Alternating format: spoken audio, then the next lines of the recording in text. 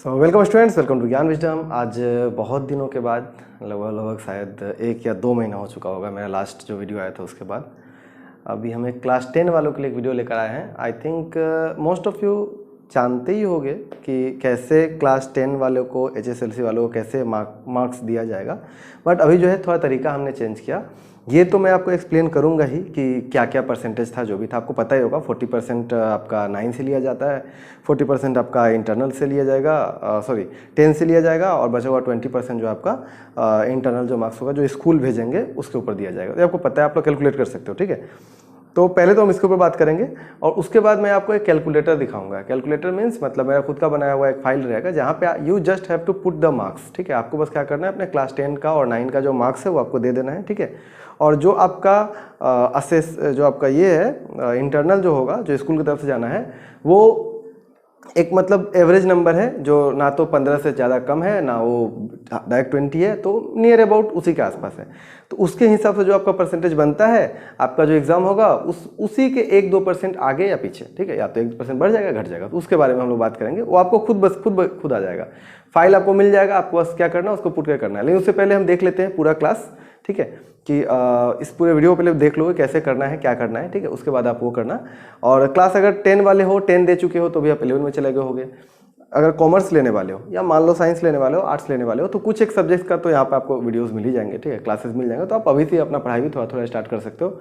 जैसे क्लास 11 का बहुत सारा सब्जेक्ट हमारे पास में आपको मिल जाता है। और अगर कोई जो क्लास 10 से 11 से 12 में गया है तो उसके लिए बहुत सारा क्लासेस ऑलरेडी अवेलेबल हैं, ठीक है।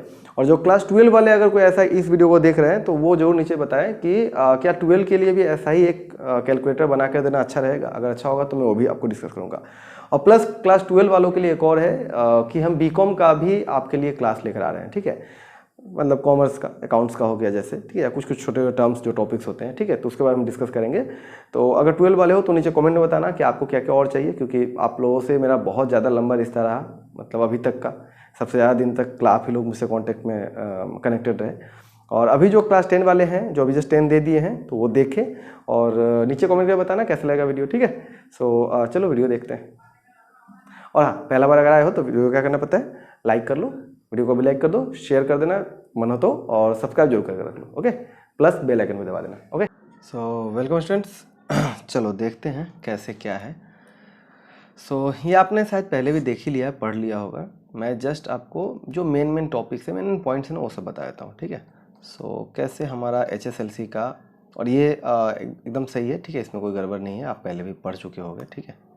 अच्छा, आज बहुत दिन बाद ये यूज़ कर रहा हूँ तो पेन भी काम नहीं कर रहा है, एक second.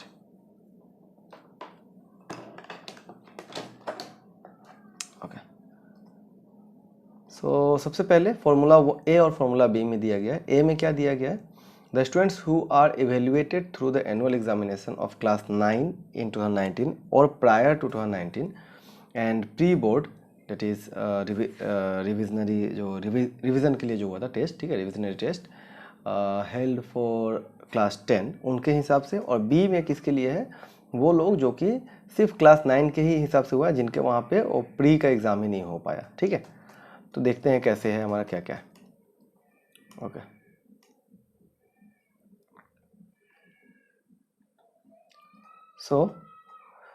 For the students who are evaluated through class 9 वाले जो हैं, मतलब 9 का एग्ज़ाम, एनुअल एग्ज़ाम, और प्री जिनका 10 का प्री हुआ था, उनके हिसाब के लिए कैसे होगा। सबसे पहले 40% वेटेज दिया जाएगा किस पे, क्लास 9 का जो एग्ज़ाम होगा उस पर, उनके लिए 40%, मतलब वहाँ का जो भी मार्क्स हुआ होगा उसका 40%।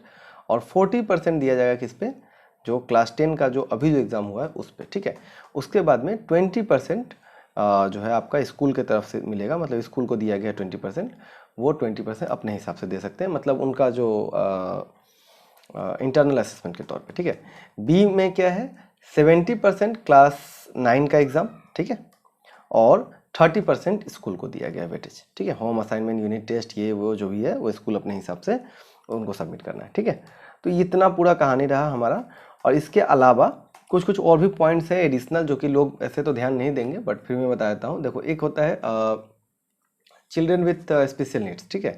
CWSN जो कैटेगरी में स्टूडेंट आते हैं, मतलब जैसे ब्लाइंड स्टूडेंट्स हो गए या बहुत ज़्यादा अच्छे या बहुत ज़्यादा बुरे, दोनों को इसमें अंदर रखा जाता है। स्पेशल नीड्स जिनको चाहिए, जैसे मान लो किसी को हियरिंग इम्पेरिटीज है, सुन नहीं पा रहे हैं अच्छा से, ऐसा सब स्टूडेंट जो है, तो उन लोगों के लिए क्या है, वो स्कूल के ऊपर दिया गया कि स्कूल जो है अपना फ्लेक्सिबल अप्रोच के ऊपर में आराम से क्या करे, अपना एक एग्ज़ाम ले और स्कूल इवेल्युएशन करके बताए कि क्या कैसे देना चाहिए, उसके हिसाब से दिया जाएगा। ठीक है, तो होम असाइनमेंट हो गया या कोई वर्क एक्टिविटीज़ हो गया, उसके हिसाब से दिया जाए। ठीक है, तो उसके अलावा नेक्स्ट आपके पास क्या है?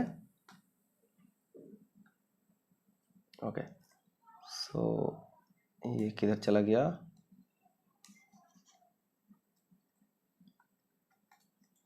एक सेकेंड।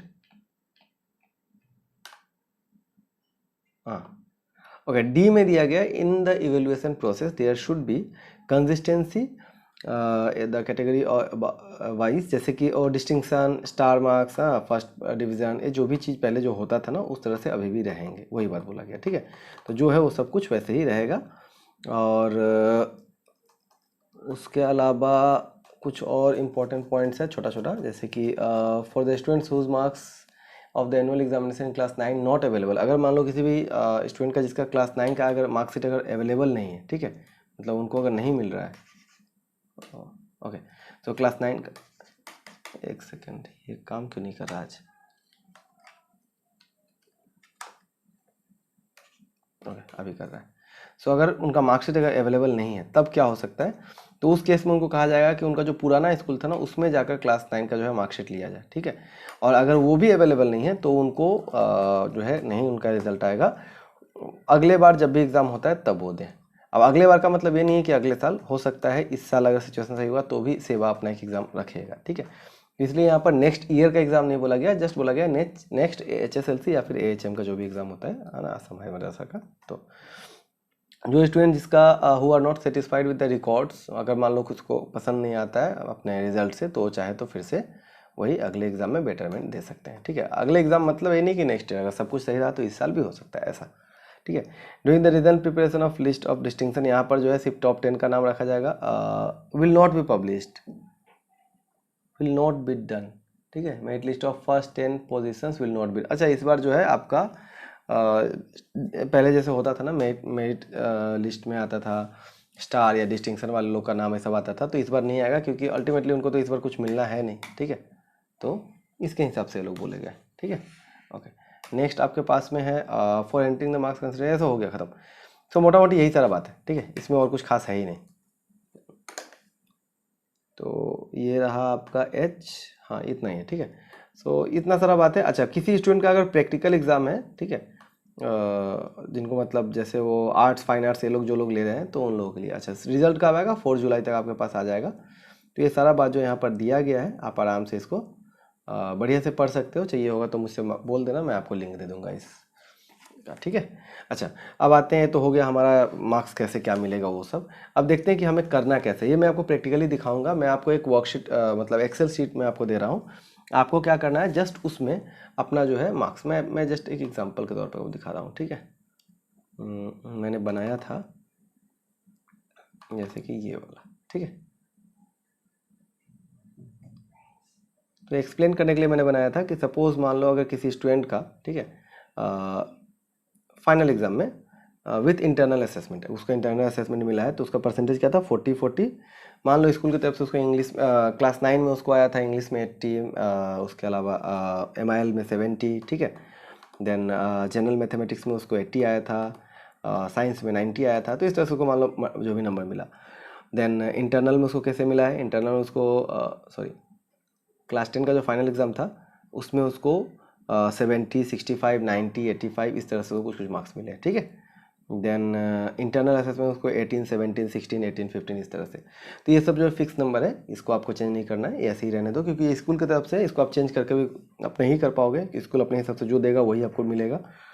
बट जस्ट मैंने एक एवरेज रख दिया है कि इन सभी मतलब जो ना ज़्यादा एक्सट्रीम है, ना तो 20 के आस बहुत ज़्यादा पास है, और ना तो 15 से बहुत ज़्यादा कम है, 15 से ऊपर ही है मिनिमम सबका सब। ठीक है, देन उसके बाद इन सभी को हमने ऐड किया और इस तरह से हमने एक परसेंटेज निकाल लिया कि 79% ऐसे करके आया। तो इसी तरह से आपका भी होने वाला है। तो अभी आपको ये सारा कैलकुलेशन करना नहीं है घर में। ठीक है, मैं ये तब समझाता अच्छा तरह से कैसे निकाला था परसेंटेज, जब आपको करना होता।